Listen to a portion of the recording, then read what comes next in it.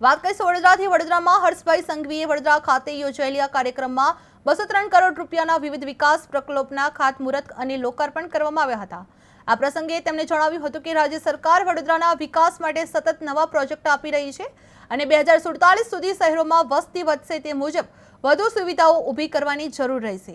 સંઘવીએ સભામાં હાજર પ્રતિનિધિઓને ટકોર કરતા કહ્યું હતું કે ટીકા કરનારાઓની સંખ્યા વધી રહેલી જોવા મળી રહી છે।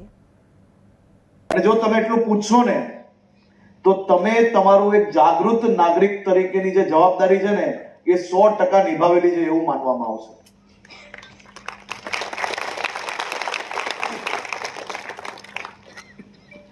માત્ર ટીકા ટિપ્પણીઓથી ક્યારે બી કોઈ બી સમસ્યાઓનો નિકાલ નથી આવતો। ટીકા ટિપ્પણી રાજનીતિમાં હોય, મેં જેમ પહેલા કહ્યું, એનો કોઈ વાંધો નથી, પરંતુ ખાલી ને ખાલી ટીકા ટિપ્પણીઓથી કોઈ દિવસ કોઈ બી શહેર કે કોઈ બી રાજ્ય નથી ચાલી શકતું। આજે વડોદરા મહાનગરપાલિકાએ તમામ ઘરો સુધી નિયમિત ગુણવત્તાયુક્ત પાણી પહોંચાડવા માટે અનેક નવા પ્રકલ્પોનું ખાતમુહૂર્ત કરાવ્યું છે। ખાસ કરીને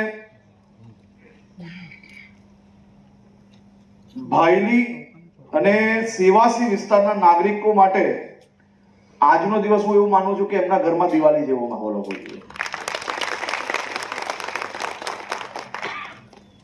કેન્દ્ર સરકારની અમૃત 2.0 યોજના અંતર્ગત આજે આપણે ભાયલી અને સેવાસી વિસ્તારમાં ઊંચી ટાંકી, ભૂગર્ભ સંપ અને નવીન ડિલિવરી નેટવર્ક સાથેનું સંપૂર્ણ પાણી પુરવઠા પ્રોજેક્ટનું લોકાર્પણ કર્યું છે। આ પાણી